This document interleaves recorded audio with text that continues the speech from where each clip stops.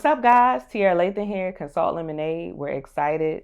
Welcome to Sweet and Sour Tech Talk. This is episode 35, and this is going to be phenomenal. Why? Because we have a special guest with us today, Miss Najah. Najah is a semi-OG. She's got like an old soul, amazing skill set, and she came in, and I really think she was kind of underestimating herself initially. There's some goodness that God deposited in her. So we're going to get into all of that, I'm certain, in this conversation today. But we wanted to share her story with you guys so you can see that it's possible. So here we are today at the Sweet and Sour Tech Talk. What's up, Najah? How you feeling, girl? Pretty good. Pretty good? How about you? I'm fantastic. 2 hours of sleep. Oh. I didn't have the level of coffee that you had. No, I'm caffeinated. Caffeinated, okay. I'm out here taking decaf because I'm trying to be a little bit more healthier, so... Can you imagine me on caffeine? Mm-mm. Yeah, that would be unreasonable. All right. So Najah, let's get into this conversation a little bit. So how did you discover Consult Lemonade? Actually, a good family friend. I call her my fairy godmom. Shoot.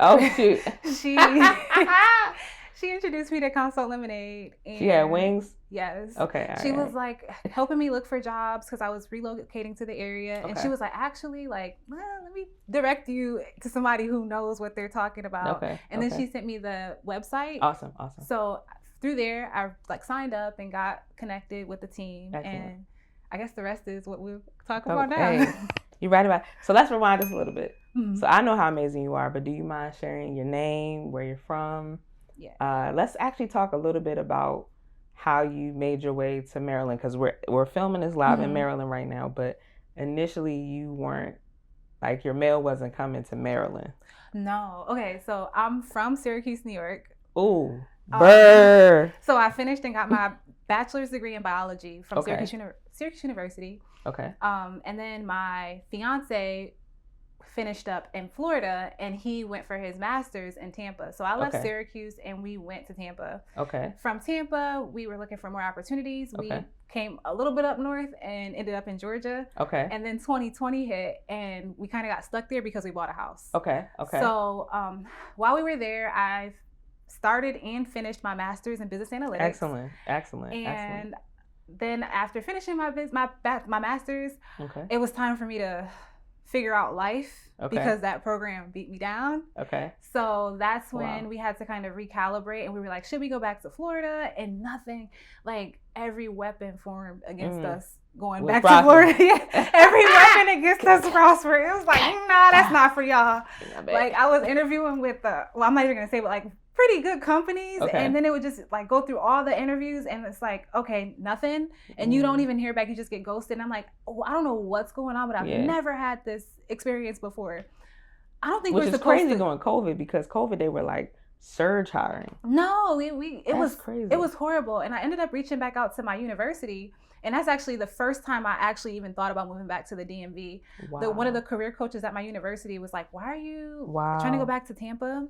And I was like, because, like, it's warm and it's nice. And she's like, why don't you just, she was in Baltimore, and she's like, you should probably go where you're celebrated and not tolerated. And I was like, especially during that climate. She said something, and I was really resistant. I was like, well, I have to sell my house. Okay. And even though I was gonna do it, like, it was like another reason to not want to do it. I was like, I gotta sell my house, and I don't know about going further up north. Yeah. That's a family discussion I'll have to go over with my husband. Yeah. So, but then, like, we had like multiple signs, and then we both came home. I was going on a walk with one of my friends, and we both came home and just had You was wearing shoes and no shoes on that walk? I think I was wearing like my little old lady walking shoes, Oh, you like, really like the Brooks, because we had a little track that we would go around, and we would do like a couple miles on that. So I had like my little like the thick soles. Show with the 4 ladies? Oh, like Golden Girls. Oh Yeah. man, this is Golden Girls. We was Golden Girls. So we was doing our like power walking. So after we did our walk, she was like, I don't even see you living in Florida. That's not where someplace that I don't see you flourishing. And I was like, like, my like career counselor for school, she said maybe I should look at the DMV. She's like, yes. I was like, like, you know. So then I came home and... So this is a conversation taking place in Georgia? Yeah, this is in Georgia. Oh, wow. Okay. And then I came home and like my husband, he works in transit, but his current manager had reached out to him at his old job. So he worked at MARTA. And so his old manager reached out to him and kind of asked him about a project there. So he was like, I came home, I walked in the door, and he's like, what do you think if we move up to the DMV? So this is happening. Yeah, I'm like, what so this beyond you down Yeah. I'm like, what are you talking about? Yeah. But okay, let's look at it, because it's too many times that I've heard this now to not do that. So I like this. Yeah, it was like, why don't we do that? So I can't ignore the signs. We looked at an apartment. He looked at the job postings where his someone in his network, his now manager, worked, and it was like there was an opening for him, and he reached out and he's like, hey, you know, are you looking to hire for this role? He's like, yeah, man, just let me know when you put in your application. Like, kind of like he already had, they were already in industry, already had the connection. Wow. So he's like, yeah, I think I can get a job there easy. So I love that. I got to insert that just for a second, because that's something that we teach in the program, is that like leveraging your warm connections, not just submitting on LinkedIn, mass submissions, but actually leveraging your warm connections to submit, to connect and have conversations. And he ended up getting the question like, hey, have you submitted yet? And then his response was like, not yet, but I'll do it. Okay, 100%, let me know when yeah. That's how you do it. Yeah. All right. And they kind of level set because like they knew each other. Yeah. Like they had some like, what do you call it? Camaraderie. Or absolutely. That's what you want. So it was like, can we do this? Like, would it be easy? He's like, what's the timeline for hiring? And actually the timeline matched up because we still owned a house. So we still had to figure things out. So once he started interviewing, I called my dad and I was like, Dad, I need you to buy me a plane ticket up to the DMV and I'm going to come up and stay with you. He's like, what, Najah? And then he didn't even say yes or no. He just like sent me the ticket details like a week later. And then he was like, and it's, what is it? It's Southwest too. So you could just bring whatever bags you need to bring. And I was like, so then I was like, oh, okay, now I got to pack all my life in like a week's notice for this trip. Man. So that's how I ended up in the DMV. And I think around that time, I had started already working with you in Consult Lemonade. Yeah. So I was like excited to come to the area because I was like actually like kind of stepping. I remember that. Yeah, I stepped away from like working with my career counselor at school, and I was working more with you. Yeah. And that was the beginning of me with Consult Lemonade. Let's get into that storm. Okay, so it almost feels like a perfect storm because God is like leading you that it's time to move north, let go of some things, and you and your husband, transition up to the DMV. Okay. And so you're up in the DMV, we meet, you come and get introduced to the organization. And what's your first thoughts? Like, what are you thinking? Honestly, I want to know the tea. It was refreshing. Oh, that's I was good. Like, I thought we was, No, it was like, I felt like coming in, I felt like when I was away, like in Georgia, I wasn't close enough to feel the warmth because I'm like, it's something happening here. Like y'all, like there's some camaraderie that I'm just not privy to, maybe because I'm like all the way in Georgia. Not saying that. It's a money mecca. Yeah. So I'm like, let me get close. I don't know what it was. I was like, something's here, but I don't know. I'll find out when I get there. Okay. So when I think for me, it was meeting you guys, but maybe even the first time that you and I like video talked and you were like, hello, sunshine. And I'm like, whoa, you don't even know me. I'm doing bad. I'm not a sunshine. And I'm like, it was so warm. And I'm like, oh my God, sorry, tearing. I was like, oh my God. Like she thinks I'm sunshine. Like you didn't know, like I was feeling down bad. I didn't know that. No, I was honestly like really depressed. Wow. But like you like said that and I'm like, oh, like you're like, I've heard good things about you. Like, and that was the first time that you met me. And when we had our conversation and we were talking about my skills, like I think when you're going through the interview process, especially like in today's climate, you get rejected so many times and you just feel kind of like worthless. And I had just finished my degree, which was, I'm not gonna open that back up. That was toxic. So yeah, I was feeling real bad on the other end of that. And I felt like, no, you know what a good analogy is? Oprah Winfrey in The Color Purple. All my life I had to fight. I felt like that. It's gonna rain on your head. And I was like, oh my, I needed so my program only had one woman in it. I mean, one guy. So it was all women. Okay. And honestly, the climate was so toxic. Wow. It was a small cohort, so it was like 11 of us. And just like finishing that, and like I actually ended up leaving my job that I was on while I was finishing my program because the climate was so much. And it's not even just my classmates, because like my classmates were like, they're just students too. But it was even just some of the like politics of universities that was just like really challenging to navigate. And then the program, business analytics, is I think a newer degree. So I think a lot of universities are trying to figure out how to make that more marketable. And that was like, coming out of it, I felt like, did I do the wrong thing for like even going to school?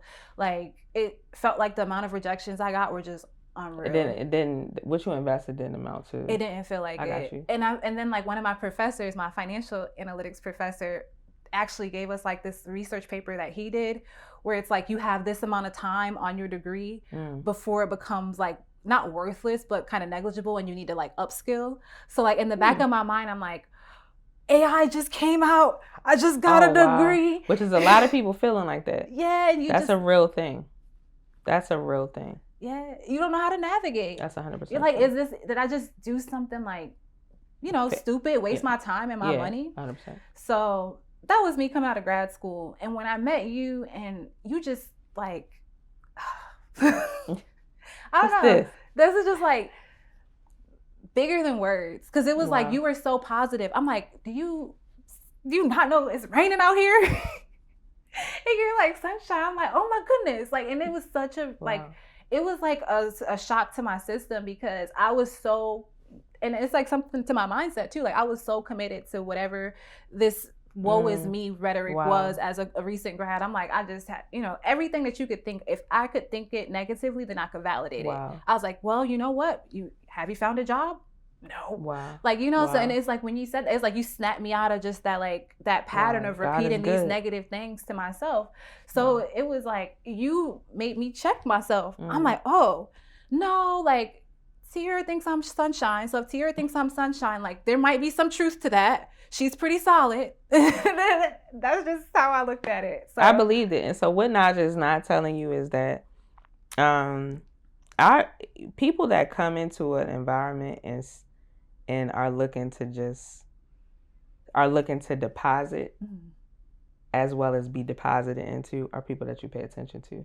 And so Najah started coming on our coaching calls, and she was like, hey, I developed this spreadsheet, and this is something that I learned. And so she was bringing new information or things that was working for her to our coaching things. And for people that don't know, Najah was initially a candidate, and she opted to become a member.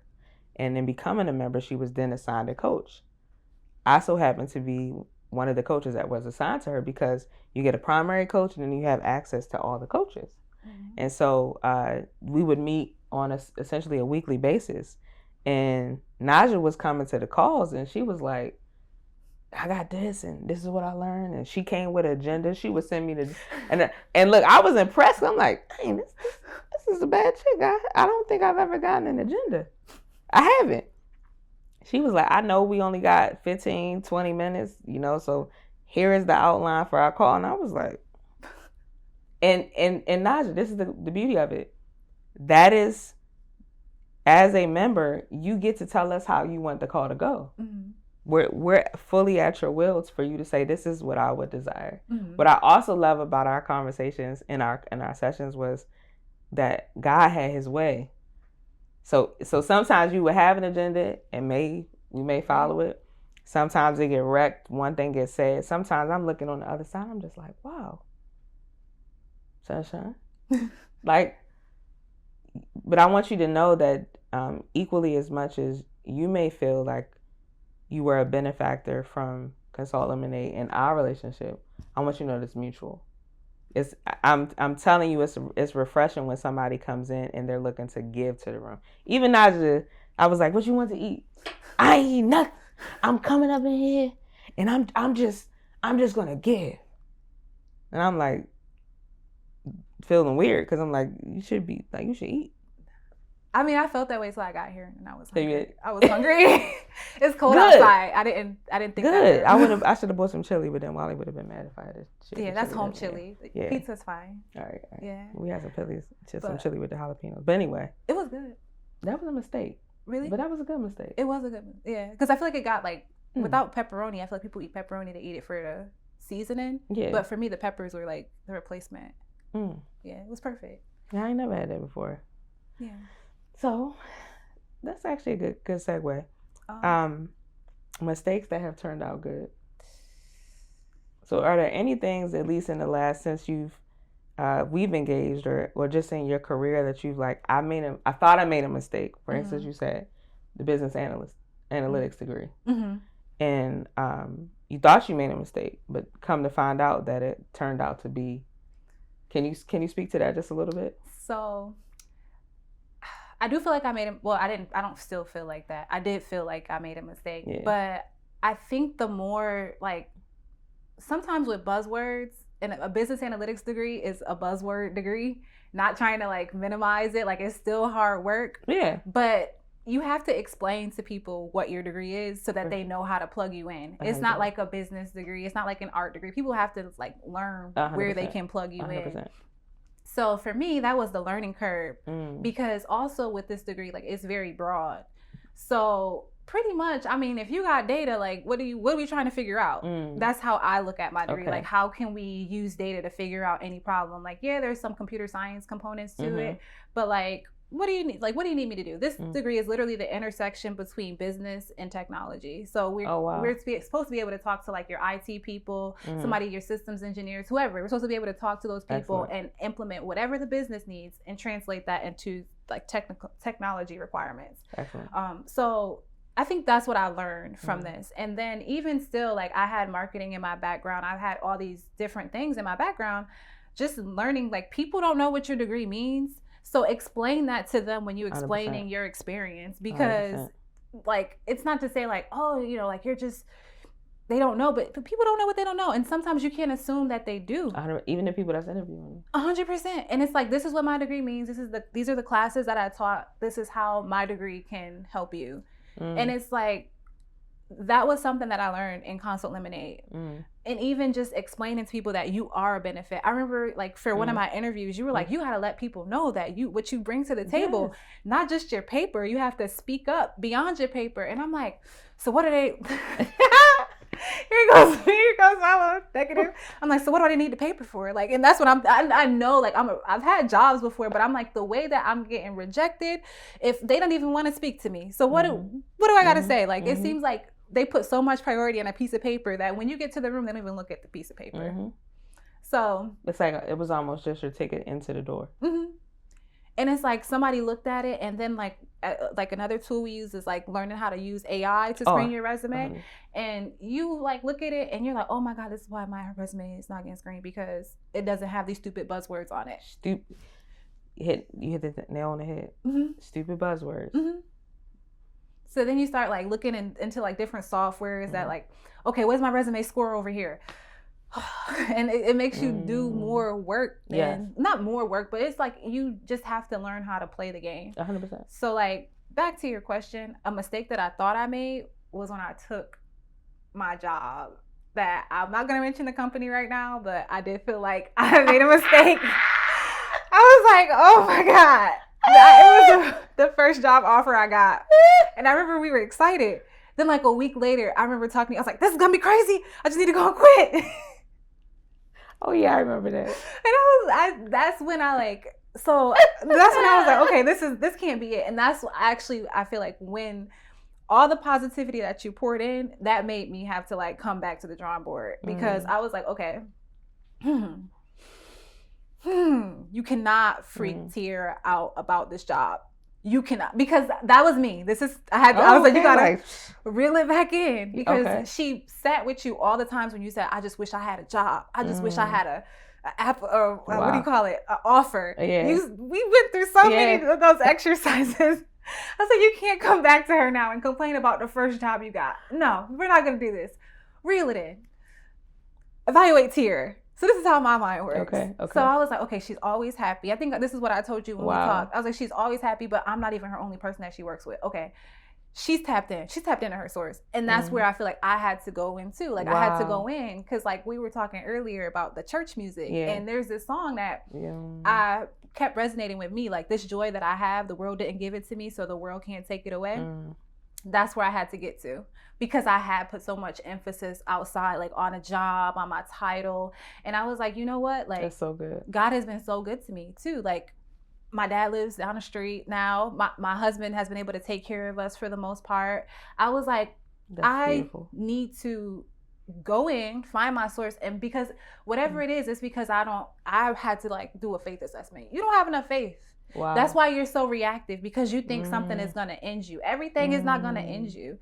So that was like that internal dialogue that I had to have with myself because the reason it dawned on me is because you had so many people that you worked with. I'm like, she's not tired. Like she's. I mean, you probably are now. It's the Lord. You right though. You right. I'm like, it's her. She's tapped into her source because how can you keep giving and giving? That's real. And you know, that's like the Lord. You still got more to give. That's the Lord. I would be like, all right, I had 2 calls today. Najah, can we catch up on like Monday? I couldn't do what you do. Like I could not. I get overwhelmed. Yeah, that's true. And then I look at how I cancel meetings on my calendar now, so I don't know. I'm like, my words per day are exceeded. Let's reschedule. Introvert or extrovert then? I'm an omnivert. I got about okay. I got a good couple conversations, and honestly, today I think it's the coffee. Oh, so that's So I got a good couple conversations, and I'm gonna shut down, and I'm all for the people. So this Snowmageddon gonna be good for you. Okay. I'm gonna get this chili. I got my chili going too, and I'm just gonna be happy. Chili, man. Yeah, I got some jalapenos too to put on it. Oh no. Yeah. You can keep that. And cheddar cheese. Not just spicy, y'all. Spicy. Nice. I love it. So yeah, no, that was. I think that whole process for me was. That's powerful. It is powerful because I realized too. Just not being so reactive, right? Like let enough life happen that you have enough information to react to. And if you so you gotta say that slower because if somebody isn't used to hearing that, say that slower for the people that's gonna hear this. Let enough life happen that you have enough information to react to. And if you pray on something, go ahead and let it be okay. Stop fidgeting with it because. So many times you feel like you just have to react. And this is kind of something that me and my husband are like looking for a place to live right now. And we're like, honestly, the more we react, you're reacting to a model. If you praying and you saying you want a miracle, and why are you doing the same things that you would have did? And I'm just, liking it to that. Why are you doing the same things you would have done had you not expected a miracle? You still reacting like you expecting it to be your last. You know what I mean? Or expecting to be out. So that was something I had to learn. Have enough data to react to. Don't be so reactive. And if you pray on, and it sounds like a lot of things, but it's just me rephrasing the same thing. If you have, if you just sit still, a lot of what you are looking for and the answer is going to come. Wow. And if you reacting like that, you might miss the opportunity that's there for something better. And that's where I was like reacting fast, just moving too fast and missing the intricacies that I needed to see.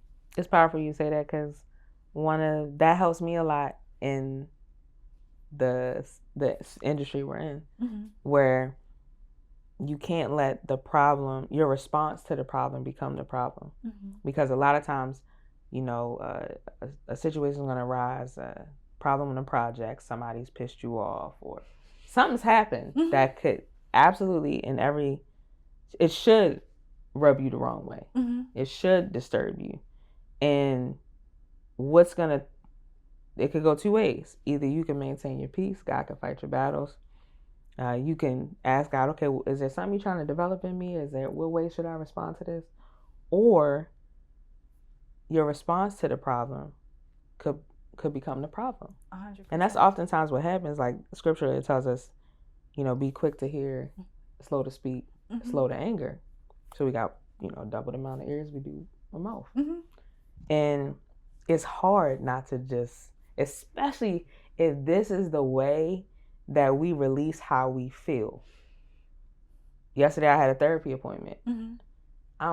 I was upset about some of the things I had experienced inside of the workplace. And one of my friends, I'm talking to her on the ride, and I just kept rambling. I get it all out.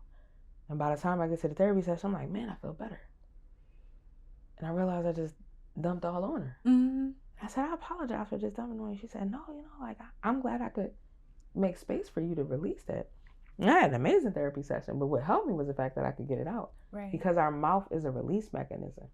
The challenge is what you're touching on, Najah, is where do you release to? Yeah. And so we can't always release in the same places that disrupted, caused the disruption in the first place. Sometimes it's, let me take a minute and go talk to God. Let me take that extra pause and go to the restroom and like think through this, because rightfully so, you should be upset about how things may not be as organized, or culture and dynamics at work. That's stuff that happens no matter what. And you hit on a lot right there. So don't let your response to the problem become the problem. 100%. Don't be so reactive. 100%. That's the tea. You hit on therapy. I had a therapist one time that used to, oh my God, I shouldn't say it, but she used to tick me off, because she'd be like, every time I would bring her an issue, her response was, well, I think you need to evaluate your interpretation of the instance. And the more I think about that, I'm like, oh my goodness, my interpretation was that somebody intended to do this, or that was their intention. And it's like, oh, what if I take out that intention and just look at it with the facts? And so I think that has also shifted in me, like, a little bit more power and control over things. Like, don't speak to people's intentions, just speak to the facts. What are the car facts? And now that you've delivered these facts, like, how are we going to react with what you know? And I think that that's something that I've heard, and honestly, under the high stress of like the first couple of months at my job, that was something that I had to develop. Not just their intention, whatever your intentions are. I'm going to act as though you had the best intentions. That's good. Even if you had the best intentions. That's good. This is what we're dealing with now. These are the cards on the table. That's good. Hey guys, pause for a second, hit that subscribe button, hit the like button, and then hit share. Share this with at least 5 people that you want to grow with in 2026 and beyond. We can't wait to grow with you. See you on the other side. Consult Lemonade. Subscribe now. So Najah, I remember your offer letter. We're not going to talk numbers, but we are going to share that you probably should have got more. Okay. Can you speak to the person who's like adamant on, I gotta get, hundreds of thousands, or, this is their first job ever and they want $100,000 job. Like, what do you say to the person that is really stuck on getting to a number, and they may get an opportunity that's great or good, but not quite what they wanted initially?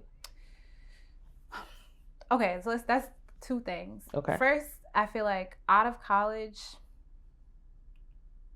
I don't want to demote anybody's experience, because some people do get 6 figures out of college. It's rare. But here's where self-reflection fresh out of college is very essential. What have you done? What experience do you have? What makes you unique to have a unique situation?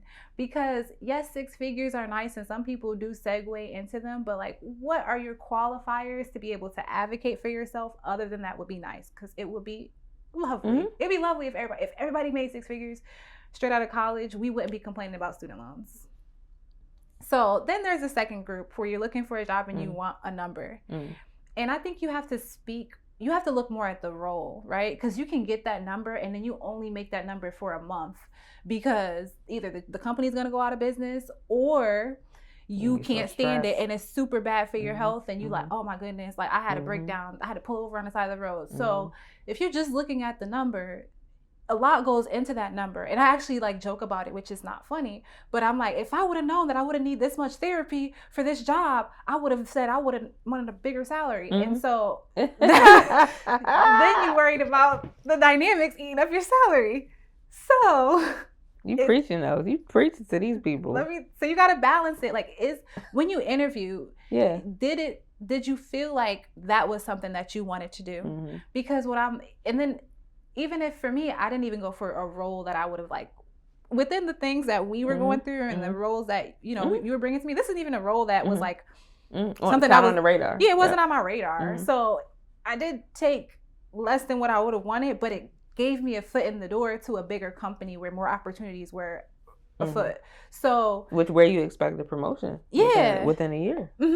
So it's like, you know, sometimes you may not see that immediate 100%. Benefit, but you got to kind of figure out like, and then it's too like, what are your finances? What can you afford? And honestly, that's another situation too, because if you can only afford to work at a 6-figure job, then you got to figure out financially why that's the only thing that'll work for you. Like, are you spending too much and are you living within your means? Because if you can only afford to work making so much money, let's think that through. And it's not to attack anybody. It's just like, you know, realistically, because we all know what would be nice, but like when you're looking for a job and in this market, you kind of have to sit down and figure out what realistically works for you. That's good, Najah.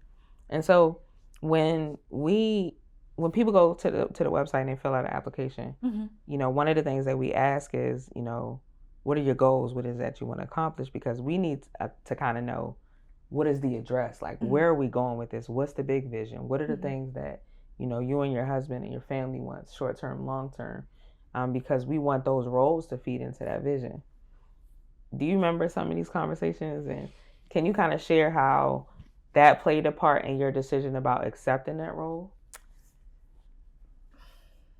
I'm trying to think of my goals. And it might not even have to be what you physically put in the paper, but you know your goals. Yeah. And the things you and your husband want to accomplish and what you wanted to do. I remember move to the DMV, get your own spot. Like it was different short term and then long terms. And so you had a destination, and the job was just stops along that route to get to the different phases of it. Okay, so I'm gonna speak for our now goals, and then I'll because then I can backtrack. Okay. So our now goals are more like family oriented, right? And at the time when I wasn't working, it seemed like starting a family would be like so off, like so far in the future. But not to say that we're gonna like start a family tomorrow, but it still gives us like a foundation, because I think most people now, we know COVID exists and we can do our jobs from home. And we still know that they call us in with these laptops that they let us take home every day to bring us back to the office. So a lot of people, I think, want to be able to be flexible and have some home time to be with their family and to still make good money at work. So this role, I do have hybrid, but it still gives me experience and it still helps me like work toward whatever. Like, so for me, I do want to be like my own business owner when this is all said and done. Yeah. So we did register. Yeah. So I do want to do that, and I want to do it full-time consulting, but I have to have more experience. I have to be in those. Oh, I'm gonna unpack that, but go ahead. Yeah. Don't do me just yet. I have to have more experience, and in my mind. And I like that and you know what, the thing about that though, I have to say, whatever you think is going to be your obstacle is your obstacle. Like, I think I have to have more experience. I probably don't need that much more experience. But in my mind, I keep saying like, you need more experience. So what are you going to consult in? Just business management. Well, not just business management. Business management. So have you managed a business? Not yet. Have you managed a business? Have you performed management activities inside? Yeah, I have performed management. Yeah. Okay, so what would a business manager do? So I like doing like investment reviews. So I kind of want to incorporate. So from this space, I want to incorporate like efficiency into my business management process. So like I am working on my black belt in Lean Six. Okay. And then I want to incorporate that into like how much businesses waste in inefficient management and help bring them up to like more aligned practices. So you want to be a Doge for the Lord. This is hilarious. How much are you guys wasting? Let's look at it. Let's see how many things, like, and even just like with something as simple as like, not that this would save a business like a lot of money, but just like, how is your desk organized? Like, you know what I mean? Like how a lot of companies have redundant technology. They like every team has their own, every team has their own software system or their own software stack. And you're like, you guys don't all need this. This company has their data, their, what do you call it? I keep thinking DAM, but digital asset management. This team has their own digital asset management, or this one has their own digital asset. But you guys don't talk to each other, and you need each other's content. Why? You're paying for a subscription. You're paying for a subscription. One of you guys has the better software. Where can we reduce this cost? So that's the kind of stuff that I like. I like that though. Yeah. Yeah. Okay. So that's what I'm like. I want to do, but I forgot the original question. Business management. We were talking about what type of skill sets that does a business manager need? Oh, okay. Because you already have them. Oh, yeah. But I do feel more like I am more business management after this. Okay. Yeah, after this. Yeah. Not even whatever this is. Like I just like the steady paycheck of it all. Okay. And then as I take from what I'm doing, I'll build out my. So you get more project management experience in this. Mm-hmm. So what makes you feel more business management? What makes me feel more? That helps to align with the fact that you 100%. Feel more business management. Okay. Mm-hmm. Okay. I'll leave it alone for now. I'll take that offline. Offline. Because that's a lot of tea I want to. It means I'm in trouble. Yeah. No, it's going to be good trouble. So, yeah. Segue. Okay. All right. So, you got people that are going to watch this. And, Najah, I feel like, I don't want to say we're a best kept secret because I feel like people are starting to find out about us. We just recently found out we hit 22 states. And we're in 2 countries in USA and Canada, which is cool. Mm-hmm. But what really matters to us is just how many people got the job. So I know we're training folks. That's data that we track. We do want to understand like where our energy and time is going, our resources are going. But ultimately, it's like, did people get the job? That's the thing that's most important to us. And so, what do you say to somebody that's watching? Like, why should I even be a part of Consult Lemonade? Like, I've seen them. Why would I? It's so many organizations and different opportunities out there for me to get coaching and training. Like, what's so cool about CL? That is a loaded question because I just told my future leasing agent about Consult Lemonade. Wow. And she wants to be going to project management. Wow. And I'm like, this is a great company for you to just get to know. So why is this a good? Please tell them people. There are plenty of places you can go, but are those places for you? Because you can still pay, but you can still walk out and not have a job. Do you have a team? Do you feel supported in what you're doing? And the great thing about Consult Lemonade, from my experience, is how customizable this situation has been. Like you have a unique team of people from different fields working with you to build out what your career should look like. Honestly, you may not even. I didn't even know some of the options that you presented. I don't think many companies are showing you what it makes sense for you to do. They're kind of helping you. Oh, you already want to do that? Oh, let's see how that applies for you. It's really cookie cutter. This is a very customized experience where you're getting help, you're getting support. Honestly, I feel like, you're getting so much support. You're getting so full off the team. You don't have to figure this out alone. And I think that's where it makes the difference for me, because you can go other places. That's never anybody saying you can't, but I'm going to go back to what was said to me in the beginning. Go to where you're celebrated and not where you're tolerated. And with the Consult Lemonade team, you are celebrated. Your wins are celebrated. Your lessons learned, because we're not calling them losses. Your lessons learned are celebrated. So that mentality is going to take you further than any 8-week or however long course is where you could take. So unfortunately, I know we're bringing this conversation to a close, and I really want people to leave here inspired, understanding a little bit more of what we do. And so without sharing too many details of the exact process, do you mind sharing what made you choose that, okay, I'm a candidate, I've applied, I've attended orientation. What made you choose to become an actual member? Okay, beyond the customizability, because I think I stressed that. Yeah. It is getting you in the room. Because a lot of companies will coach you, but they won't say like, hey, you might be a preferred person because we have a partnership. That partnership is the networking portion. Like a lot of times you don't even know, you don't know the room. You don't know who's there. You don't have access. So you are still an applicant at the end of the day. So the difference with Consult Lemonade is not just being an applicant, but also being associated with a group bigger than yourself. That's good. So that would be for me. With the customizability, the ability to network and network beyond who you could talk to on your own. Awesome. So I got to have you touch on this. We were blessed to win a grant with TechCo, and we're doing it in partnership with Howard County Economic Development. So that's a big deal. And as part of that, we've enhanced our training this year to include some additional cybersecurity stuff. And so we got, it's going to be wild. DevOps, very cybersecurity focused, but it's kind of building the person along the way. Now, I know we have some soft skills training that's digitally available on demand. Right. Do you mind sharing how the technical skills could be beneficial for somebody? Like, was there any light bulb moments for you? You got to be able to speak to what you're learning. So the technical component for me, it was the IT. It was the hands-on where you touch the hardware. Yeah. So like, that's dope. Yeah, that one was great because software is virtual, and I don't know how, like, I'm very tactile. I'm a tactile learner, so I can't really speak to something unless I've like actually seen it, done it. And if I'm in a meeting, I'm taking notes. The hardware lesson that we went through, and it was like IT hardware and networking.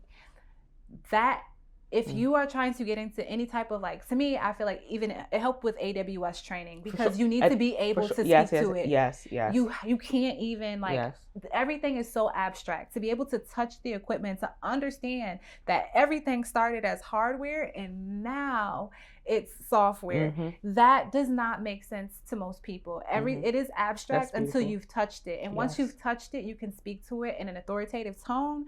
And I think that makes you just so much more compatible for whatever role you're looking for in that's excellent. In IT. Yeah. I would say, don't waste your time figuring things out alone because you don't have to. Yeah. My husband is always saying, if you want to go fast, go alone. If you want to go far, go with a team or go with. So 100%. I think that's what Consult Lemonade is. It's your team. You don't have to do it alone. That's so good. Wow. I really am like blown away. And Najah, all I'll say is consider what your next leg of your relationship with CL looks like. You know, is it volunteering? Is it coaching? Is it, you know, because you've been doing analytics for a minute. Sure, you could teach it. I've seen some of your stuff. So I'm just saying, consider that you're OG at this point. I may. This is like, I've gotten offers to teach it. I think you should consider it. So I'm throwing that out there, just for a little bit. Now, this has been a very refreshing conversation. And I think what I want people to most gather from you is that when I looked at your resume, I was just like, I don't understand qualifications wise why you're not getting visibility. But I think it was a story that we needed to tell so that people understood your growth along the way. Do you mind speaking to that just a little bit? Yeah. Okay, so because you overqualified. Super vulnerable moment, but I have a very hard time bragging on myself. People say like humble brag. Fair. It's like it makes me anxious because it's like a very thin line sometimes, I think, from having like imposter syndrome. Fair. And so it's like, for me, writing a resume it's like when I sit down to even look at my resume, I feel like Mekhi Phifer with a cigarette in a car. like it just stresses me out. So I'm like, let's just get the information there. What do they need? And like leave it. Yeah. And that's not. And I don't know if other people feel that way, but I'm certain it. You cannot do your resume like 100%. that. You have to think of the story that you want to tell and be consistent, because you've done, and I don't know if you worked at a smaller company, you've probably done a lot of different jobs. And they say when you interview, you're going to wear a lot of hats. They ain't lying. They not lying. And it's big ones too. Exactly. And so like you can't undercut yourself by just simply saying the things that you feel like you should have, like that. No, like you had to do. They didn't keep you in the bounds. They said this is your job description. It's subject to change. If you've done something, speak to it. If you can speak to it, you have experience about it. Don't shrink yourself on paper because you feel like it makes you more acceptable. And that's something that was so hard for me to learn, because I had unique experiences in my career that, I mean, I'm grateful for them, but I didn't know how to speak to them. And I just wanted to shrink myself down because I didn't want to like have to explain it because it didn't feel like it really aligned. So I feel like that was a big point in your coaching, is like, girl, if you've had that, you need to figure out how to put it on paper. 100%. And it was like, oh my God, it's not, I don't want to brag. And it's like, girl, you can't brag, you unemployed. Help us, Lord.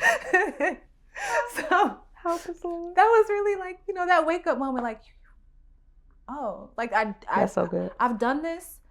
I've done it. It's not a stretch. It may have been something more than what I would have, like more advanced, maybe more than what I felt like I was deserving of at the time. But if my last company thought enough of me to give me this unique experience, then I need to be able to include this in my testament. They knew me. Yes. And they could have said, oh, no, don't let her touch anything. 100%. But they didn't think like that about administrative me. Rights. Exactly. And that's so crazy. It's you can ruin everything. Exactly. And you're like, oh, wait. Oh, I like would joke and be like, oh, I'm unofficial HR. And it's like, that's not funny, girl. That's privilege. Everything. That's privilege. Exactly. You have to give yourself credit. And I think sitting down at your resume, getting real, like, vulnerable and comfortable with where what you have been, what you've touched, what you haven't touched. If it's true, it's not a stretch. And people have that like imposter syndrome because you really do spend a lot of time trying to shrink yourself. But if it's true, like, you know, you've done it. It is true. Don't spend 4 hours looking at the same sentence on your resume, trying to explain what you learned in boating school. You learn how to drive in boating school. Sorry. That's it. Man, I'm disappointed that this is coming to an end because you just highlighted integrity. And I think a lot of times when we're presenting our resume, we get frustrated because people want, you know, this role, they called me a business analyst. Well, when I look at what you did in this role, you were really a systems engineer. So to me, people should approach their resume as this experience is a variable. You get to decide what the experience is. And so based on this, what would you describe this to align with the story you're telling? Because in some scenarios, I'm a business analyst, but in reality, while I was a business analyst, they called me a systems engineer. In some scenarios, I was a quality assurance engineer, but in reality, they label me a sysadmin. It just depends on it because labor categories vary. And so they call you one thing, they have you doing another. What is the meat of what you're doing? We talking about chili. We done said a couple things about chili today. Chili is chili. So we go home and call chili cereal. It's still chili. Yeah. It's still chili. But if we call it cereal, when you taste it, what is it? It's chili. It's chili. And we look at our resume and we like, no, you know, this is chili. No. If they call it cereal, they recognize it cereal, you know it's chili.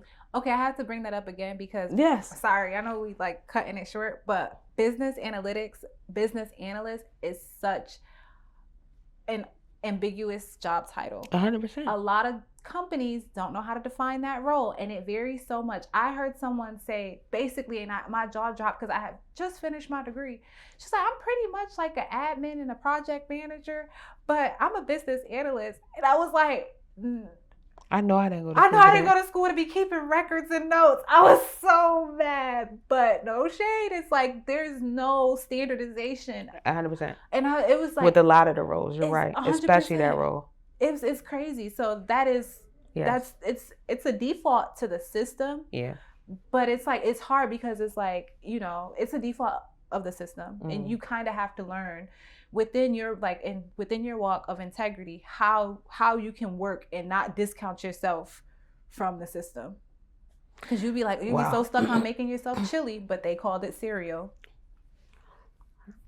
Wow. So Najah, in closing. Yeah. 2 questions. One should be really quick.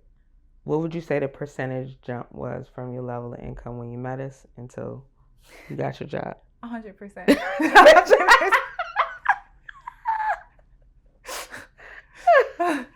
You can't hate from outside of the club. She's not cereal, it's chili, it's just Najah. Okay. All right. Number 2, and the last thing is, it's our mission to ensure that people feel like it's possible. Mm-hmm. And I feel like you've done an excellent job of showing people what's possible. If you had one piece of advice today for them to make a decision, what would you tell them to do? They're home right now. They're on their sofa in their car. They're listening. And they're saying, I don't know if I have what it takes to be in tech. Heck, I don't even know if I want to be in tech. What I do know is I need more money. Yeah. What would you tell that person? I would say you already counted yourself out, which is why you need to be here. If you already are finding qualifiers for why you can't do something or you don't, if you already try everything then it's time for you to try something different. Because if you're trying the same thing, you're going to get the same results. And so if you can find a reason why you can't or why you're not qualified, then you need to be here. Because yes, Constant Lemonade does central tech, but they give you tools to get where you got to go. And I think that's so big because you got to have soft skills and you got to have hard skills. And tech is where the money is. But if you saying, I don't know if I want to do tech, honestly, everybody's tech now. We got AI. So you need to learn even how to use that. So I think don't count yourself out. And if you are, then you need to figure out how to get over here because you're going to get the tools that you need and the team that you need. Wow. Well, guys, this is episode 35 of Sweet and Sour Tech Talk. What's the intention behind this is for you to hear, the sour to the sweet version of what has happened in our guest life or whoever's on this podcast for this evening. And you'll probably see this at some time in the morning. But needless to say, I'm excited that Najah would take time away from her busy schedule. Because she out here making the bag. She got her husband outside. So she got a life. And she still chose to take time to speak to you guys today. And obviously to spend time with us here. So Najah, we appreciate you and your family. And we're excited for you.